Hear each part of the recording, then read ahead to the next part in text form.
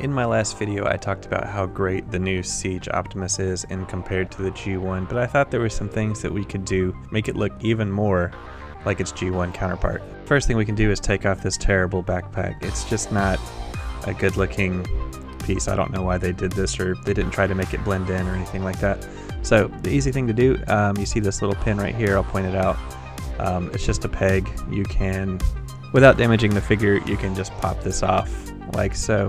All of these steps you can reverse and put these parts back on to put it back in the truck mode. However, if you take these off, its truck mode is going to look pretty weird. We're also taking off these arm flaps and the weird headlight flaps that are under the arms. I took off camera. That's already a huge improvement, but let's do something about all these weird paint applications that Hasbro chose to do. It's more like battle damage than dirt. It's just exposed metal, but it seems kind of random and doesn't make a lot of sense, and I think it would look better without it.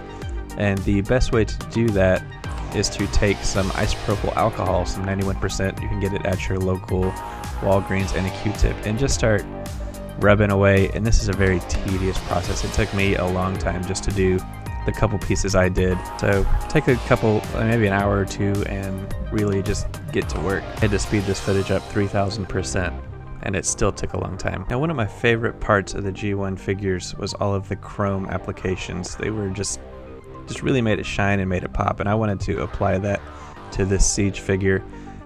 Using the Molotov liquid chrome pens, I'm going to just start coloring them in, coloring the parts in that should be chrome. I'm starting with the grill, the smokestacks, the waist, and the thighs are all chrome in the original G1 figure, and I wanted to make it look that good, or look that way with the Siege figure.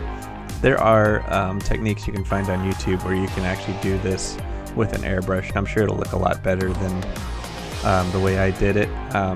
I did this so you don't have to. If you were thinking about trying to chrome your figure, you can look at mine and judge for yourself. There were some parts that I'm not happy with. I think a lot of the flatter surfaces could look a little bit better, but in the end, I think overall, it looks really good, and I'm happy with it. If I had to do it again, I'd probably order an airbrush kit and go from there. And here's the reveal. I think it looks great. It looks very good, looks shiny. It almost kind of reminds me of a Masterpiece figure. Like, it's got so much detail now, like the chrome, even though you can see where I messed up on the left leg or the right leg. It really brings out the lines and the detail, and makes me happy. Anyways, that's it for this video. Thanks for watching, and we'll see you next time.